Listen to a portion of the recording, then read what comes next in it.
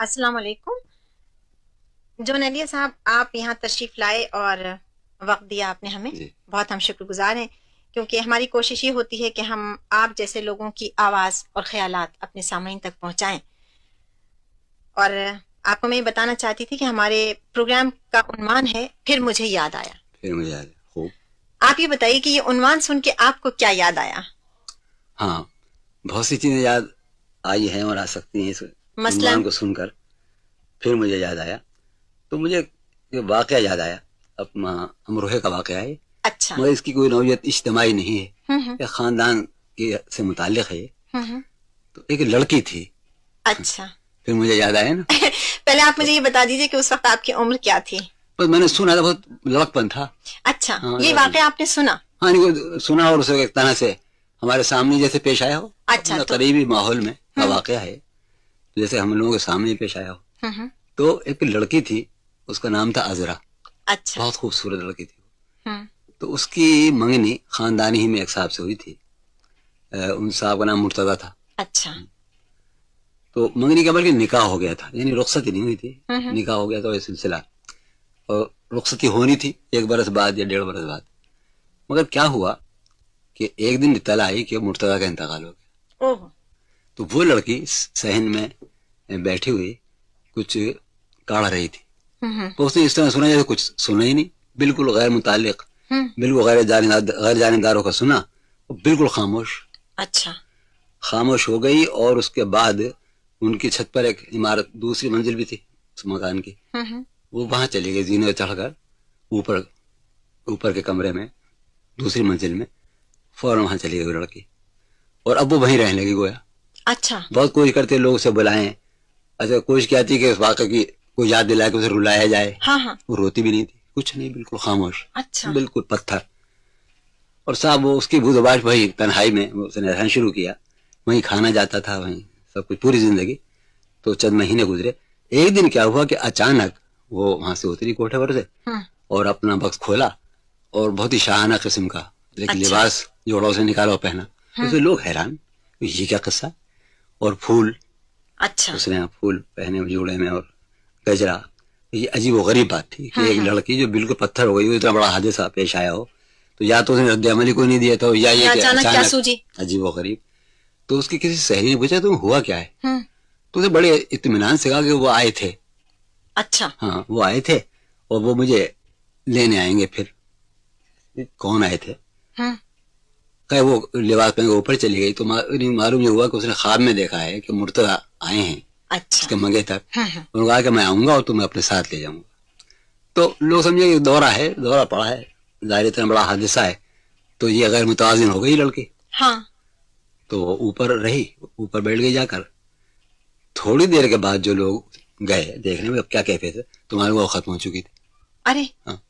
اب یہ اتنا عجیب قصہ تھا، یہ بہت دھیما سا، عجیب سا، بہت شدید، بہت دھیما. یقیناً کچھ عجیب، اس میں کچھ آوازیں بھی نہیں ہیں، فریادیں بھی نہیں ہیں، اور واقعہ ہو گیا. یہ تو بہت گہرا اثر ہوا آپ پر. یہ بہت لوگ قریبی ماحول کا تھا یہ قصہ. تو عجیب سا تھا.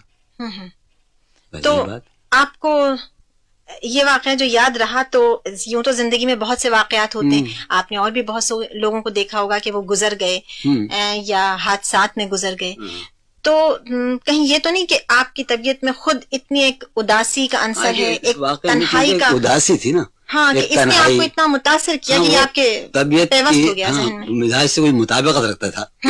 کچھ عجیب سا یہ قصہ، کچھ داستان سی جیسے. ہاں ہاں، یعنی حقیقت بھی داستان بالکل معلوم ہوتی ہے.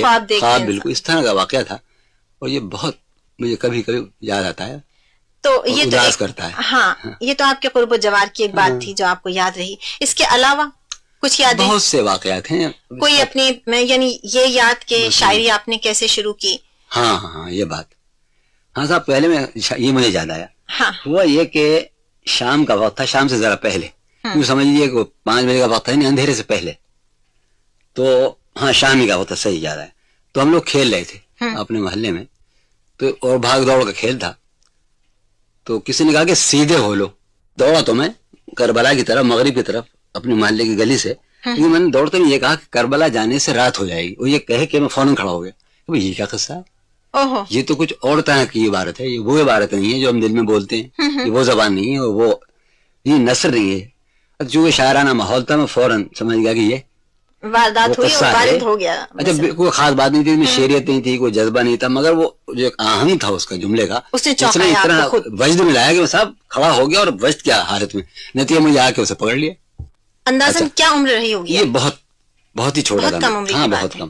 اچھا, اب باقاعدہ شعر جو میں نے کہا جس میں کوئی اس طرح کی غلطی بھی نہیں تھی کہ کوئی حرف گر گیا ہو, جو باقاعدہ شعر تھا, تو وہ 2 شعر تھے. یہ شاید 8 برس کی عمر ہوگی. اور آپ کو یاد ہے اب تک؟ ہاں بالکل. وجہ کیا ہے, ایسے واقعات آدمی بہت یاد رہتے ہیں. اچھا, آپ یہ بات دیکھیں گی کہ آپ کو بہت سے شروع کے واقعات تو یاد ہوں گے, جب آپ کی 4 برس کی عمر تھی, 6 برس پہلے ماضی قریب کے بھول جاتے ہیں. بالکل, اس زمانے کے واقعات بہت یاد ہیں. اچھا, پھر یہ نفس میں بالکل اتر گیا تھا یہ واقعہ, یہ صورتحال, تو یہ مجھے مسلسل یاد رہی.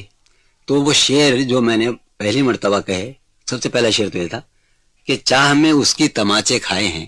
اس وقت ہمارا رنگ سرخ تھا, سرخ سفید. اچھا, چاہ میں اس کی تماچے کھائے ہیں, دیکھ لو سرخی میرے رخسار کی.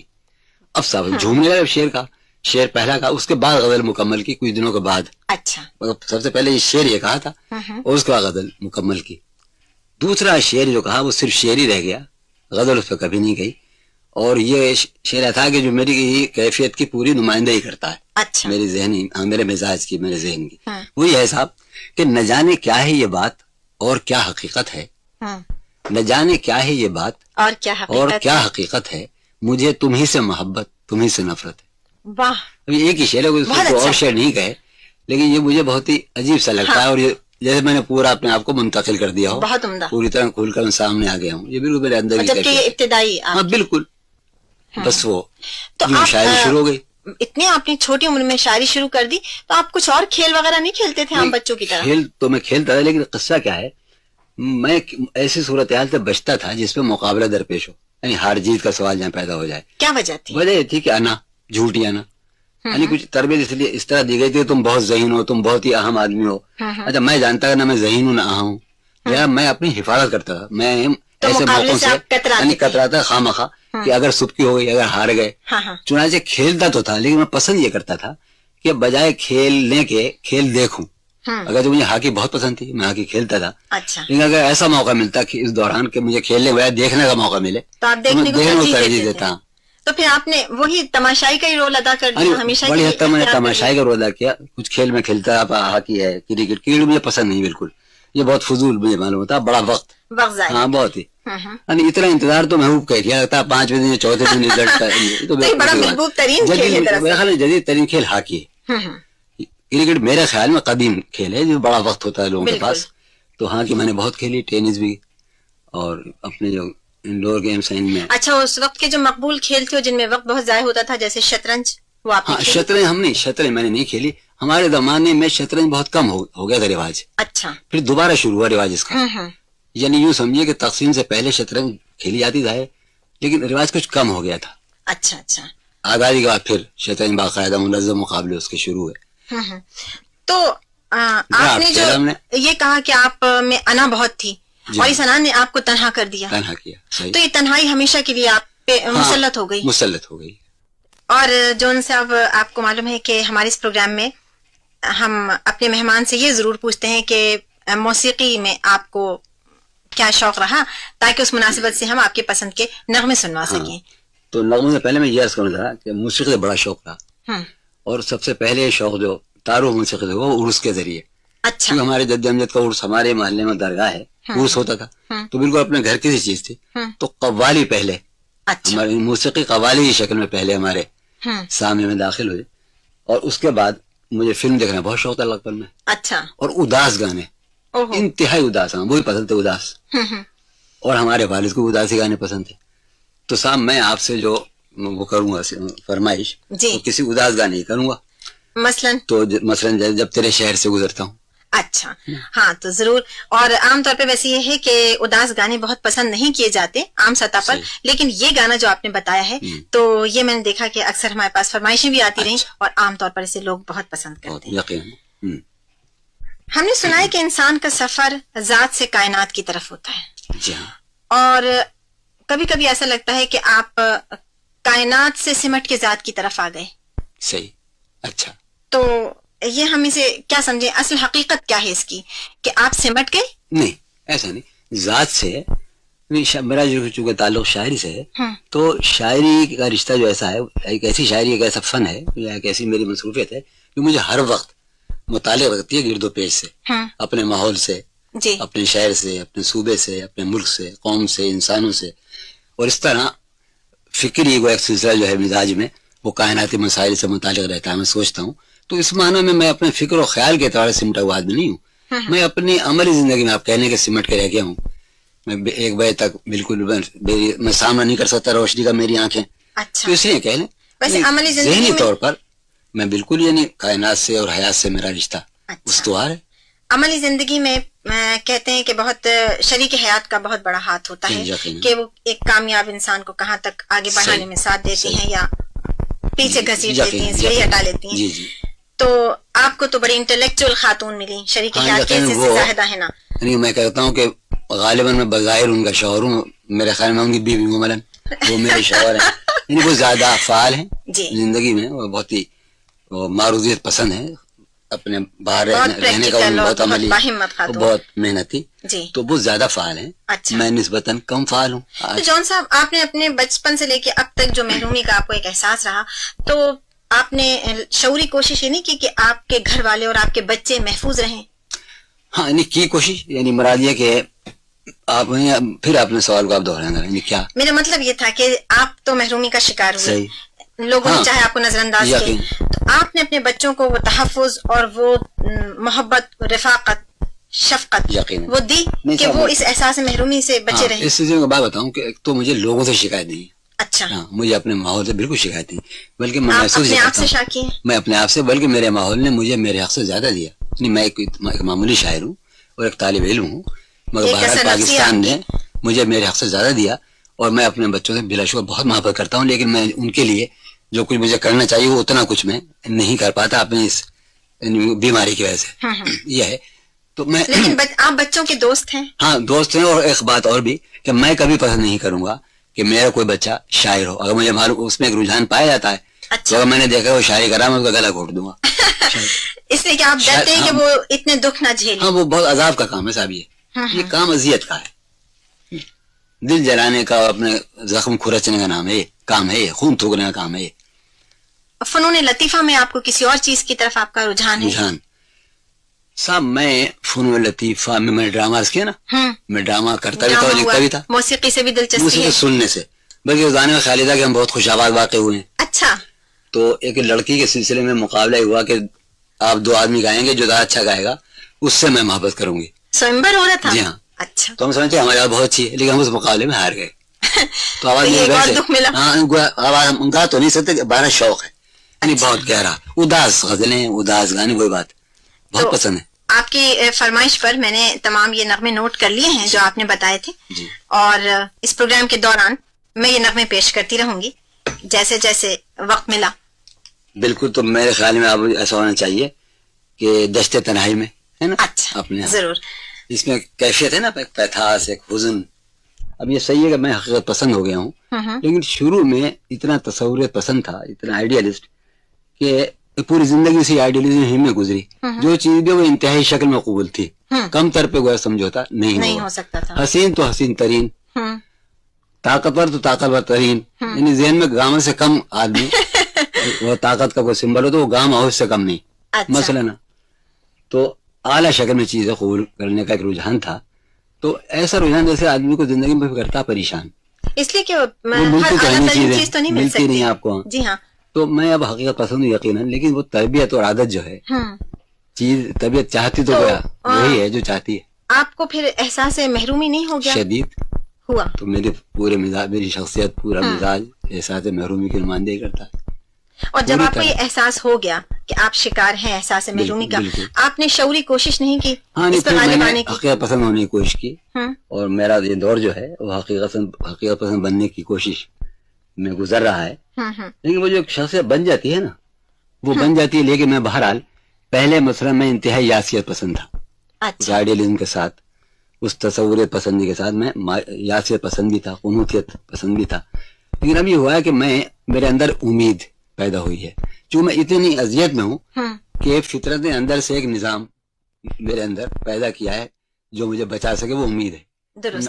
امید پرستی میرے آپ پیدا ہوئی بالکل چند مہینے یا چند سال پہلے. ہوں، اور یہ فطرت کا ایک میرے ساتھ تعاون سمجھ لیجیے کہ چونکہ میں بہت بے آرام ہوں ان دنوں ایک زمانے سے، جی تو مجھے بچانے کے لیے ایک نظام گویا میرے درست. اندر قائم کر دیا گیا، وہ امید ہے. آپ نے جب انا کی خاطر کسی سے کبھی سمجھوتا نہیں کیا نہیں تو یہ چیز آپ کو آگے بڑھنے میں رکاوٹ ثابت نہیں؟ بے حد، یعنی میں کہہ سکتا ہوں بڑی آسانی سے کہ میں ایک ناکام آدمی ہوں. میں نے مثلا حکومتوں میں ماشاء اللہ لگا، ماشاء اللہ کسی دور میں بھی میں نے کبھی سر نہیں جھکایا. یعنی ذرا بھی اگر میں شریک کار ہو جاتا، جی یعنی ان شاعروں کا ساتھ دیتا جو حکومت کے قصیدے لکھتے تھے مثلا یوں خان کے زمانے میں، ضیاء الحق کے زمانے میں، تو ایسا کبھی نہیں ہوا. میں نے کبھی کوئی سمجھوتا نہیں کیا، نہ افراد سے سمجھوتا کیا نہ نظام سے، جی کبھی نہیں کیا. لیکن اس کا نتیجہ یقیناً یہ ہوا ظاہر کہ نقصان ہوا ہر آپ کو، اعتبار سے آپ نے نقصان آپ کو اٹھایا نقصان ہوگا. ہوا. تو کبھی آپ کو یہ خیال نہیں ہوا کہ ارے ذرا سی منافقت کر لیتے کبھی تو کبھی اچھی ہوتا گزرتی؟ ہے. یقیناً کبھی دیکھیے انسان میں جو اندر آدمی کی بہت سی حالتیں ہوتی ہیں، اور کبھی کبھی وہ سوچتا ہے کمیونٹی اختیار کرے، بے ایمانی کرے، آتا ہے لمحوں میں آتا ہے، سمجھوتا کر لیتے کیا بگڑ جاتا. یعنی کون سا کراچی کا ٹریفک درہم برہم ہو جاتا اگر آپ سمجھوتا کر لیتے. بہت سے کر رہے تھے، ہم بھی شامل ہوتے پاکستان کو چوک ہو رہے تو کوئی تکونا نہ ہو جاتا. ہاں مگر وہ آتا ہے لمحوں میں آتی ہے بات، لیکن بس وہ چونکہ کچھ شخصیت طبیعت بن جاتی ہے نہیں نا، آتی. وہ جو آپ کا کردار بن گیا جو بن گیا تو پھر وہ آپ سے اچھا چھوڑ یہ نہیں بتائیے سکتے. کہ آپ کے بچپن کا دور گزرا، شاعری کا دور آپ کا شروع ہوا، شاعری تو شروع شاعری کا آپ اپنا عروج کا زمانہ کون سا قرار دیں گے؟ میں یہ کہوں پہلے کہ شاعری کا دور شروع ہوا تو شعر کہنے شروع کر دیے، کیونکہ ماحول میں ہمارے والد بھی شاعر تھے، ہمارے بھائی بھی، یعنی ماحول یہ تھا، دادا پردادا سبھی شاعر ادیب تھے، تو شاعر ہونے میں بڑی آسانی ہوئی. انہیں ڈسکور نہیں کرنا پڑا، نئے شعبے کو دریافت کرنے میں وقت نہیں لگا، یہ ہو گیا. لیکن اس کے بعد میں ڈرامے کی طرف چلا گیا. ڈرامے میں نثر بھی ہوتی ہے اور منظوم حصے بھی ہوتے ہیں. تو وہ ہمارے یہاں برادری میں ایک انجمن تھی، بزم حق نما، کلب تھا ڈرامے کا کلب تھا. تو وہ مسلم تاریخ سے متعلق ڈرامے اسٹیج کرتا تھا. اچھا تو بہت شاندار ڈرامے، وہ بڑا مسلح قسم کا اسٹیج تھا، جیسے کہ بمبئی آپ کے کلکتے کے تھیٹر کمپنیاں ہوتی تھی، وہ اتنا ہی ساز و سامان تھا اس بزم حق نما کے پاس. تو ہم اسے دیکھا کرتے، بزرگ کرتے تھے، تو ہم بھی اس کا ان کی نقل میں، فرض کیے وہ ہوتا تھا مارچ میں تو ہم اپریل میں اس کی نقل میں ڈرامہ تو وہ ڈرامہ کون لکھتا تھا؟ اس میں ڈرامے کچھ اور لوگ ہوتے ہیں، کچھ بڑے لوگ جو ہمارے بزرگوں نے لکھے تھے وہ میں خود بھی میں نے 2-3 ڈرامے لکھے، اس میں حصہ نظم بھی آتا تھا. اچھا آپ نے اپنے لیے کیا کردار لکھا؟ میں عام طور پر گویا میں اس کا ڈائریکٹر بھی تھا، یہ بتاؤں آپ کو. انجمن کردار سے شروع میں جب گلیوں سے گزرتا تھا تو مجھے شاعر کے طور پر نہیں پہچانتے تھے لڑکے یا لڑکیاں، گلیوں کو گزر آئے کہتے وہ جا رہے ہیں جون لیا جون، وہ جو اداکار ڈرامے میں جو پارٹ کیا تھا. اچھا تو 200-250 آدمی مجھے اس طرح پہچانتے تھے. تو آپ سے میں پوچھی تھی کہ آپ اپنے لیے کیا کردار منتخب کرتے تھے؟ وہ کردار مرکزی ہوتا ہے ظاہر ہیرو. اب میں چاہ رہی تھی کہ ادب کے حوالے سے تھوڑی سی بات کریں. آپ اتنا فلسفہ آپ نے پڑھا، فلسفہ سوچتے ہیں، فلسفہ بولتے ہیں آپ، اور انتہائی ادبی رنگ آپ کی شخصیت پہ بھی ہے، تحریر میں بھی ہے. یہ آپ نے ڈائجسٹ میں کیوں، ڈائجسٹ کی طرف کیوں آ گئے، کیوں نکالا؟ ہاں لوگ تو یہ کہتے ہیں کہ یہ غیر ادبی چیز ہے. صحیح ہمارا علمی اور ادبی پرچہ تھا وہ، دراصل آپ نے اگر دیکھا ہو تو خالص علمی اور ادبی تھا. لیکن ہم نے دیکھا کہ وہ ہم سے قارئین کے وسیع حلقے تک نہیں پہنچا پاتے. وزان و ادب سے بالکل جس پہ نہیں تھی، یعنی نیا کچھ ہوتا. ہم نے چاہا کہ ہونا چاہیے کوئی افادیت تو ہو، جو ہم کام کر رہے ہیں پہنچنا بھی چاہیے لوگوں تک، اس کی کچھ تو ہو، اس کا اثر تو نکلنا چاہیے. لہٰذا ہم نے اسے دلکش بنانے کے لیے اور مقبول بنانے کے لیے اسے رنگا رنگ کر دیا. یعنی اس میں مثلا معاشیات بھی، سیاسیات بھی، سائنس بھی، کہانیاں بھی، یہ ہوا. اور ہم نے سائز بدل دیا، کیونکہ یہ سائز مقبول سائز ہے، ڈائریکٹر سائز ہوتا ہے. سیاست بھی ہوتی تھی، نفسیات بھی، تو ہم نے اس طرح پرچہ نکالا تھا. لیکن آخر میں اب جو ڈائجسٹ نکلتے ہیں آج کل وہ صرف اس میں کہانیاں ہوتی ہیں. جی ہاں، ہم نے جو نکالا تھا نا وہ رنگا رنگ تھا. اور آپ نے اس میں ایک کوئی مخصوص معیار مد نظر رکھا جسے آپ نہیں گرنے دیا؟ اس میں ہم بہترین کہانی چھاپنا چاہتے تھے.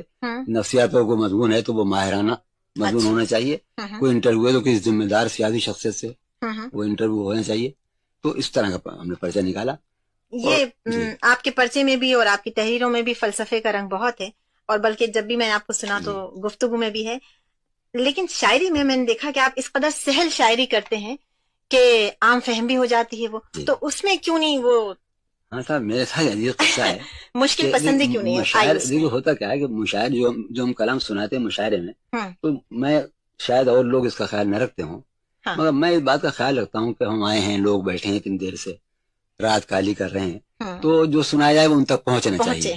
تو میں اپنی غزلوں میں سے ان غزلوں کا انتخاب کرتا ہوں جو آسانی سے سمجھ میں آ جائیں. اچھا ہوتا کیا ہے کہ جن لوگوں نے مجھے مشاعروں میں سنا ہے، مطلب یہ کہ مڈل ایسٹ میں جو میرے سننے والے ہیں یا یورپ میں جنہوں نے سنا ہے یا کیسٹوں پر سنتے ہیں، وہ سمجھتے ہیں بہت آسان شاعر. عام آپ کے بارے میں تاثیر مجروح صاحب نے میرے بارے میں رائے دی اور بہت ہی مبالغہ آمیز، بہت تعریف، بہت ہی سہل اور بہت ہی سہل ممتنع کمال ہے.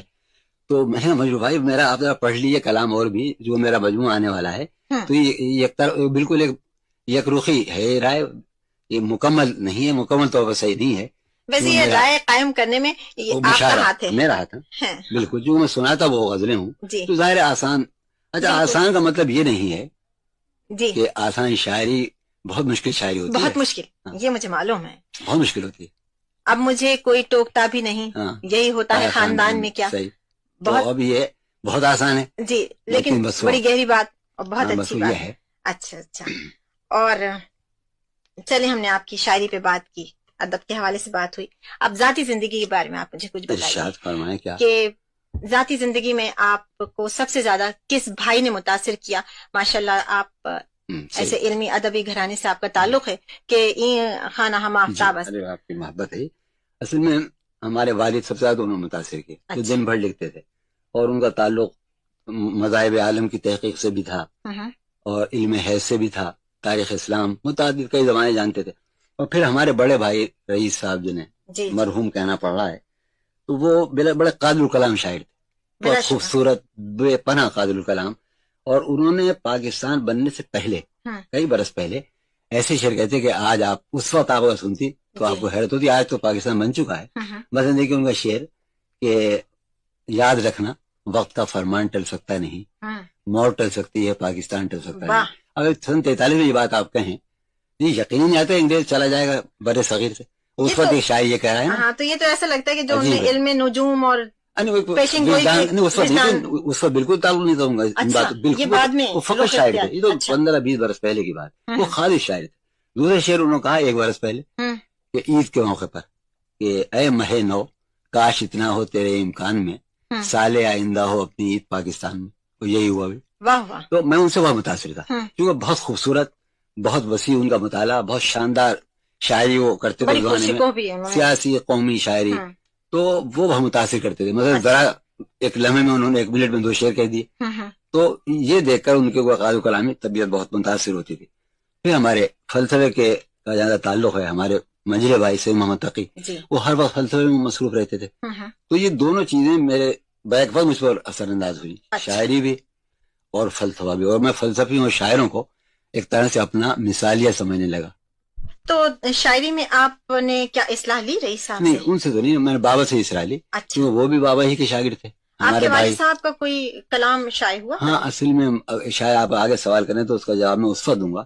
ان کی کچھ چیزیں شائع ہوئی لیکن ان کی شاعری کچھ نظم بھی شائع ہوئی رسالوں میں، لیکن مجموعے کی شکل میں نہیں شائع ہوا. تو یہ میرا بہت بڑا دکھ ہے. ہاں اب آپ بھی بہت عرصے بعد مجموعہ آپ نے ترتیب دیا ہے اور اب ہم سن رہے ہیں کہ منظر عام پہ آنے والا ہے. تو دیکھیے بالکل مربوط بات ہو گئی. جی اصل میں طالبہ صاحبہ قصہ کیا ہے کہ میں نے ایک شخص کو دیکھا کہ جب میری آنکھ کھلی تو وہ لکھ رہا ہے. جب میں سو رہا ہوں اور رات کو آنکھ کھلی فرض کی 11 تو بچہ سویرے سے جاتا ہے، تو دیکھا کہ 11 بجے وہ لکھ رہے ہیں ہمارے والد. اچھا ان کا تو مجموعہ نہیں چھپا. اب اس کی کیا وجہ ہوئی؟ اس میں ممکن ہے میری ذمہ داری ہو، میری غیر ذمہ داری ہو کہ وہ سامنے چیزیں نہیں آ سکی، لیکن 12 کا کلام نہیں چھپا. ہوا یہ تھا کہ انہوں نے جو 2-3 بیاضیں بنائی تھی، کوئی 5-6 ہزار شعر تھے ان میں، وہ کوئی دوست لے گیا اور پھر لوٹ کے نہیں آئی.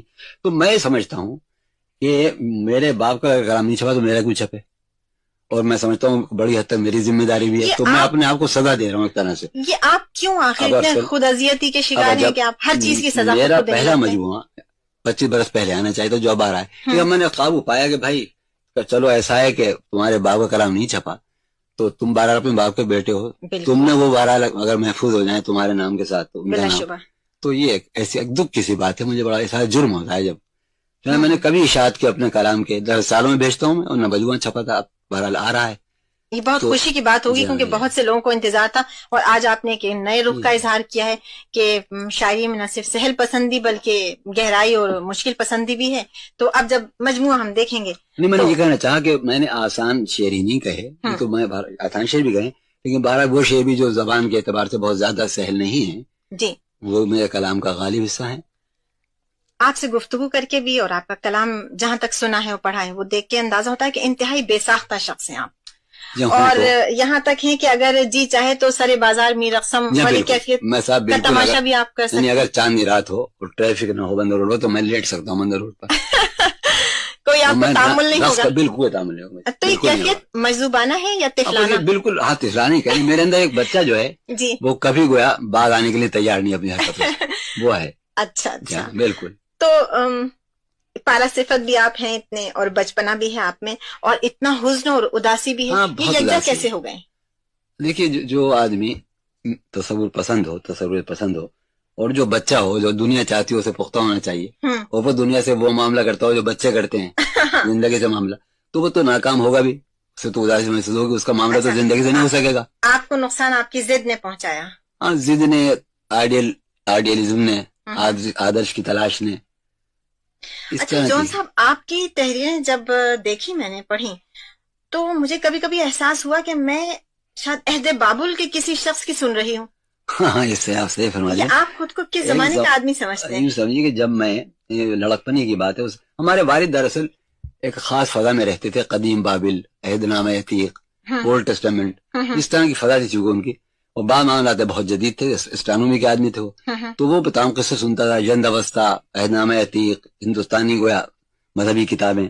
تو میں بابل سے اور عراق کے اس علاقے سے بہت متاثر ہوتا تھا, اور میں گویا بر صغیر میں نہیں رہتا ذہنی طور پر, میں ذہنی طور پر بابل میں رہتا تھا.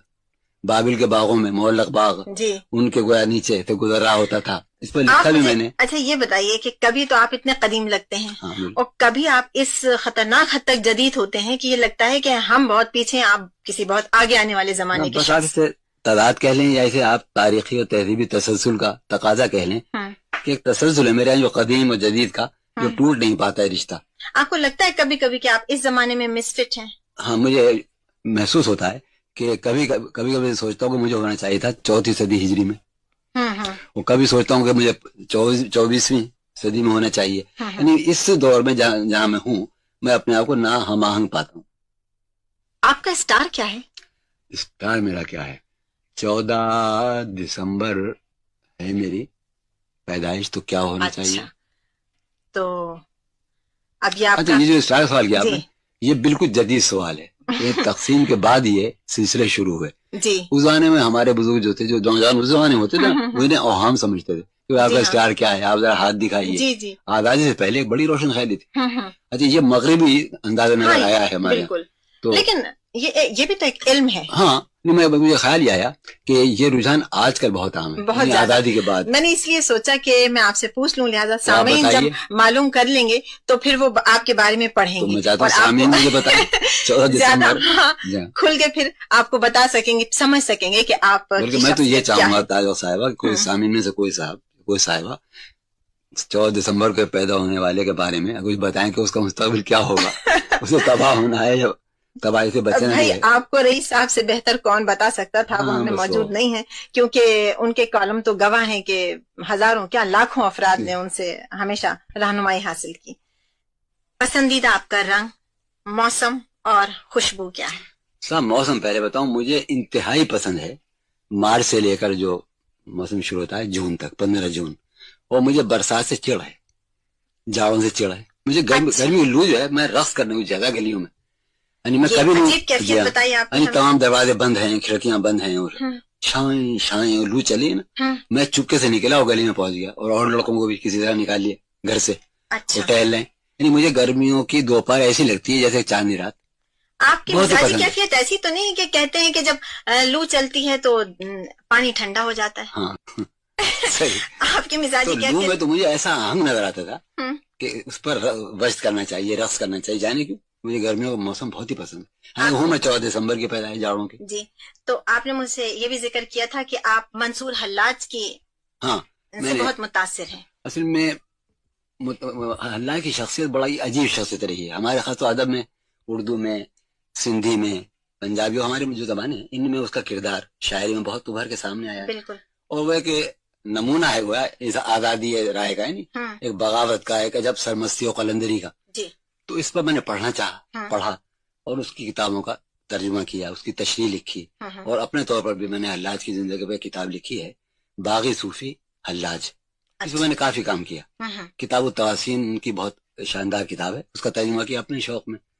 اور ایک حلاج کے بارے میں کتاب ہے جو ان کے ساتھیوں نے چشمدید واقعات لکھے ہیں, اس کا بھی ترجمہ کیا میں نے, اخبار الحلاج. دراصل یہ جو آپ نے بگولوں کے رقص کی بات کی اور گرم موسم آپ کو پسند ہے, پتہ نہیں کیوں میرے ذہن میں فوراً منصور حلاج کا خیال آ گیا. اس کے علاوہ آپ سے بات کر کے یہ احساس ہوتا ہے کہ آپ برا مت مانیے گا اس سوال کا, لیکن مجھے لگتا ہے کہ خدا نخواستہ اگر اسی کیفیت میں آپ کی آئندہ زندگی بھی چلتی رہی تو آپ خودکشی نہ کر لیں.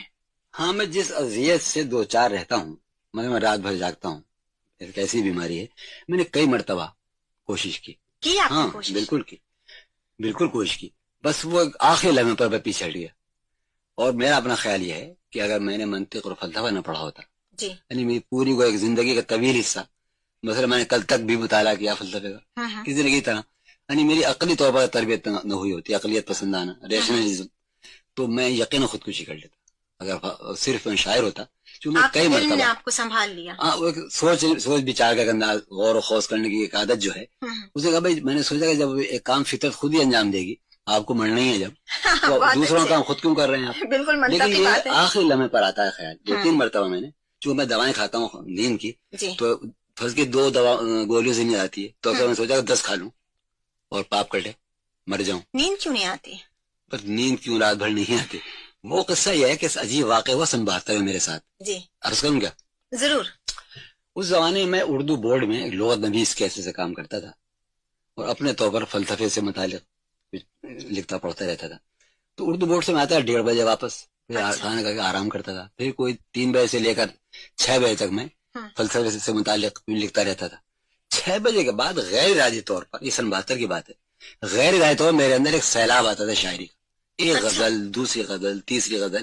اس زمانے میں نے 6 غزلیں بلا بے ساختہ, قلم برداشت تھا, بے ساختہ, غیر ارادی طور پر, اور مجھے اس کا شعور بھی نہیں ہوا کیسا ہو رہا ہے. اچانک مجھے ایک دن اندازہ ہوا کہ میں نے کوٹ میں ہاتھ ڈالا. صبح کو جب میں اردو بورڈ جا رہا تھا تو میں نے اپنے کوٹ کی جب میں ہاتھ ڈالا تو بہت سے کاغذ نکلے. بھائی کیا ہے؟ تو معلوم ہوا کہ پچھلے دن جو غزلیں میں نے کہی ہیں وہ تاریخ میں لکھتا تھا غیر ارادی طور پر. تو میں نے 5-6 غزلیں کل کہیں. اچھا, تو یہ سلسلہ شروع ہوا سن 72 سے لے کر سن 76 تک, کہ رات بھر 9 بجے تک غزلیں کہہ رہے ہیں, 10 بجے تک, پھر کھانا کھایا, پھر لیٹ گئے. میں تو لیٹ جاتا تھا, لیکن میرا دماغ نہیں لیٹتا تھا, دماغ جاری رہتا تھا وہی شاعری. اب 2 بجے ہیں, 4 بجے ہیں. جب اس طرح 1 برس گزر گیا تو میں بھاگا لاہور کہ احباب میں رہوں گا, ٹل جائے گا یہ سلسلہ, اس سے بچ جاؤں گا کچھ دن کے لیے. چنانچہ وہاں احباب کے مجمع میں اس سے محفوظ رہا شاعری سے. لوٹ کر آیا پھر وہی. اچھا. چنانچہ یہ سلسلہ سن 72 سے لے کر سن 77 تک چلا, سن 76 کے آخر تک. اور شاعری کی جو روایت وہ تو کٹ گئی, یہ شاعری کا سیلاب آیا تھا, اور بے خوابی کا ایک صحرا رہ گیا, بے خوابی کا ایک ریگستان رہ گیا جو اب تک. چنانچہ میں نے سن 76 کے آخر وہ رو کٹی ہے شاعری کی, سن 83 تک ایک مصرع نہیں کہا. پھر سن 83 سے کچھ بحال ہوئی طبیعت, پھر شعر کہنے شروع کیے. تو بہرحال شعر تو میں کچھ کہنے لگا ہوں, کہتا ہوں, لیکن بے خوابی میری نہیں, سنیات مجھے نہیں ملی, اور میں جو کچھ کرنا چاہتا ہوں میں نہیں کر پاتا. ایک آدمی ذہنی کام کرتا ہے اور ذہنی پر حملہ ہوا ہے, یعنی بے خواب ذہن کیا کرے گا. درست. زخمی ہوا ہے بالکل میرا دماغ. جون صاحب ہماری وہ بات ادھوری رہ گئی کہ آپ نے موسم تو بتا دیا, رنگ اور خوشبو. جی رنگ اور خوشبو کے بارے میں, خوشبو ہر طرح کی خوشبو اچھی لگتی ہے, یعنی میرے خیال میں خوشبو کو کون پسند نہیں کرے, کیسی بھی خوشبو ہو. اچھا. اب میں اس کا کوئی نام شاید نہ رکھ سکوں, مارا مجھے خوشبو پھولوں میں گلاب کی خوشبو, چمیلی کی, سفید چمیلی کی, اور صاحب مجھے اس کی کامنی کی خوشبو پسند ہے. یہ تو یہ ہوا. اور آپ غالب فرما رہی ہیں رنگ. بھائی رنگ کے بارے میں کہنا بڑا مشکل ہے. ویسے فوری طور پر جو میرے ذہن میں رنگ آتے ہیں طالبہ صاحبہ, وہ ہے سبز و سرخ. اچھا. ہاں. کس وجہ سے, کہ کوئی خاص وجہ بہت سے ہوتی ہے. میرا شعر بھی ہے, ایک سبز جھیل میں کشتی ہے سرخ سرخ، ایک جسم خواب خواب ہے، ایک جہاں ہے خواب خواب، میری غزل ہے. تو یہ سب سے زیادہ نمایاں قسم کے رنگ ہیں اور جمالیاتی ان کا ایک وہ ہے، ایک کیفیت رکھتے ہیں. یہ سبز و سرخ شاید اس لیے، اور کچھ اور بھی ہو سکتی ہیں اس کی وجوہ، اور بھی ہو سکتی. آپ یہ بتائیے کہ آپ کی زندگی میں محبت، رفاقت اور اعتبار جی یہ آپ کو حاصل ہوا؟ ہاں، اعتبار مجھے دوستوں کے دائرے کی حد تک ایک زمانے میں بہت حاصل تھا اعتبار، لیکن وہ دوستوں کا حلقہ بکھر گیا میرا. ایک زمانے میں دوستوں کا بڑا انحصار کرتا تھا، یعنی ایک ہجوم تھا دوستوں کا جو میرے ساتھ رہتا تھا، اور میں یہ سمجھتا تھا کہ جو رشتے آپ کو ورثے میں ملتے ہیں، یعنی خون کے رشتے، دوستی کا رشتہ اس سے زیادہ، ان سے زیادہ اہم ہوتا ہے. لیکن بات کو تجربہ ہوا تو معلوم یہ ہوا، تجربہ جب کیا کہ نہ خونی رشتوں میں کوئی معنی ہے، نہ دوستی کے کوئی معنی ہے. تو مجھے تو اب ان میں کوئی معنویت نہیں نظر آتی، یعنی عام طور میں محسوس کرتا ہوں. تو میں سمجھتی ہوں کہ اگر آپ کو یہ تینوں چیزیں، محبت، رفاقت اور اعتبار، مکمل طور پہ مل جاتا، کاش مل جاتا. آپ تو کہہ رہے ہیں کاش مل جاتا، میں کہتی ہوں شکر ہے نہیں ملا، ورنہ آپ ایک عام آدمی ہو جاتے اور ہم جون ایلیا سے محروم رہ جاتے. بتاؤں یہ خیال ہے طیبہ صاحبہ، یہ خیال میرے خیال میں صحیح نہیں کہ شاعر جب تک تباہ نہ ہو اس وقت تک وہ شاعری نہیں کر سکتا، جب تک اسے دق نہ ہو، ٹی وی نہ ہو. تو میرے خیال میں ایسا عام تاثر یہی ہے، غالباً غلط ہے. دیکھیے شاعر ایک ذہنی عمل ہے نا، اور ذہن کو سکون چاہیے. جی تو اذیت زدہ ذہن یعنی میرے خیال میں بڑا تخلیقی کارنامہ انجام نہیں دے سکتا. ہو سکتا ہے مستقبل جو واقعات مثالیں ایسی ہوں، لیکن دیکھیے جو ذہنی کام ہے نا اس میں غالب کے بارے میں آپ کا کیا؟ غالب اس طرح پریشان آدمی نہیں تھے، یعنی بڑی وہ بہت سیکھتے ہیں، بہت محرومی کا اپنے اظہار کرتے ہیں. لیکن دیکھیں ان کا شعر ہے کہ ہزاروں خواہش ایسی کہ ہر خواہش پر دم نکلے، بہت نکلے میرے ارمان لیکن پھر بھی کم نکلے. بہت نکلے ان کے ارمان، یہاں ہمارے ارمان نکلے ہی نہیں. اچھا ہاں یہ ہے نا. ہاں تو گھٹن کا شکار ہوئے، یعنی اذیت، گھٹن، بے دلی، بیزاری یہ تو ہونی ہے. لیکن میں کسی طرح اپنی شاعری کو اس سے بچا کے لے جاتا ہوں. شاید آپ کی ادا اس قدر شاعرانہ جو ہو گئی ہے، زلفیں آپ کی دراز اور ایک بہت ہی بے نیازی انداز میں آپ کے، تو یہ آمدن آپ نے اسٹائل بنایا اپنا؟ نہ آمدن تو نہیں ہوا، یہ کہ بس یہ کہ بال بڑھ گئے، سوچا بھائی بنوا لیں، بال بنوا لیے، پھر لمبا دور آیا نہیں بنوایا، بالکل بڑھتے چلے گئے. یعنی ایک بے ربطی، ایک بدنظمی سی زندگی مزاج میں جو ہے، ایک بوہیمین ٹائپ. تو اب یہ چلنے کو جیسا بھی ہے ٹھیک ہے، وہی آپ کا انداز. میں کسی دن بنا لوں گا تو لوگ کہیں گے تم پہچانے نہیں جا رہے. ہاں بالکل. تو یہ ہے کہ ارادے نہیں ہے، بس یوں ہی ہے.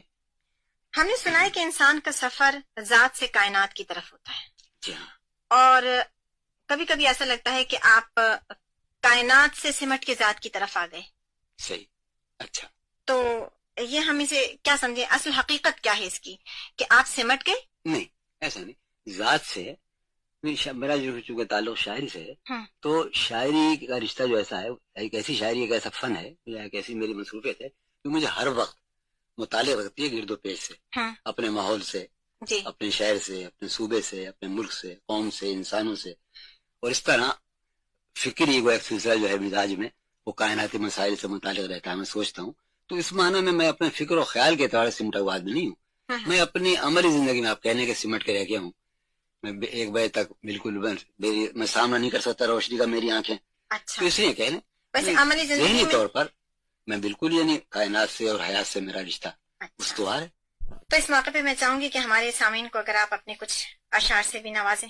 اچھا ہمارے آپ کے اگر یہ طے ہو گیا ہوتا کہ ہمیں اشعار بھی سنانے ہوں گے تو ہم کچھ لے کر آتے سامان، مگر آپ نے جناب آپ زحمت کریں اور آپ بغیر کلام کے تو یہ تو نہ ہو کہ ادھوری بات ہو جائے. سوچا بھی لے چلو، پھر آگے شرم آئی کہ وہ کہیں لیجیے صاحب شاعر اپنا بستہ لیے چلے آ رہے ہیں. واقعی میرے ذہن میں آئے لے چلوں، میں وہی کہ شاعروں کے بارے میں یہ سمجھا تھا کہ وہ بستہ لیے پھرتے. نہیں تو شاعر سنانے کے شوقین ہو یا نہ ہو، لیکن ہم سننے کے بہت شوقین ہیں. ارشاد. تو وہ ہمارے زخم تمنا پرانے ہو گئے ہیں، ہمارے زخم تمنا پرانے ہو گئے ہیں کہ اس گلی میں گئے اب زمانے ہو گئے ہیں. ہمارے زخم تمنا پرانے ہو گئے ہیں کہ اس گلی میں گئے اب زمانے ہو گئے ہیں. تم اپنے چاہنے والوں کی بات مت سنیو، تم اپنے چاہنے والوں کی بات مت سنیو، تمہارے چاہنے والے دیوانے ہو گئے ہیں. تمہارے چاہنے والے دیوانے ہو گئے ہیں. جو اپنے طور سے ہم نے کبھی گزارے تھے، جو اپنے طور سے ہم نے کبھی گزارے تھے، وہ صبح و شام تو جیسے فسانے ہو گئے ہیں، واہ جو اپنے طور سے ہم نے کبھی گزارے تھے، وہ صبح و شام تو جیسے فسانے ہو گئے ہیں، زمانے ہو گئے ہیں۔ عرض کر رہا ہوں کہ طاہرہ صاحبہ کہ وہ زلف دھوپ میں فرقت کی آئی ہے جب یاد، وہ زلف دھوپ میں فرقت کی آئی ہے جب یاد، تو بادل آئے ہیں اور شامیانے ہو گئے ہیں۔ وہ زلف دھوپ میں فرقت کی آئی ہے جب یاد، تو بادل آئے ہیں، بادل آئے ہیں اور شامیانے ہو گئے ہیں۔ عجب مہکتی میرے گل تیرے شبستاں کی، یہ سنیے آپ، عجب مہکتی میرے گل تیرے شبستاں کی، سو بلبلوں کے وہاں آشیانے ہو گئے ہیں۔ عجب مہکتی میرے گل تیرے شبستاں کی، سو بلبلوں کے وہاں آشیانے ہو گئے ہیں۔ آخر شعر یاد رہا کہ ہمارے بعد جو آئیں انہیں مبارک ہو، ہمارے بعد جو آئیں انہیں مبارک ہو، جہاں تھے کنج وہاں کارخانے ہو گئے ہیں، جہاں تھے کنج وہاں کارخانے ہو گئے ہیں۔ بہت شکریہ جون ایلیا صاحب آپ کا، آپ نے زحمت کی، آپ تشریف لائے اور آپ نے یاد کیا، وقت کا ہمیں اندازہ ہی نہیں ہوا۔ جی اب بڑی خوشی ہوئی اور مجھے امید ہے کہ سامعین نے بہت ہی پرلطف، حالانکہ آپ اداس باتیں کرتے رہے لیکن وہ مجھے بلکہ اس وقت ندامت ہے کہ میں نے اپنے سامعین کو اداس نہ کیا۔ نہیں صاحب، بہت پرلطف اور بہت بامانی گفتگو سننے میں آئی اور ہم آپ کے بے حد مشکور ہیں کہ آپ نے قیمتی وقت ہمیں دیا، شکریہ۔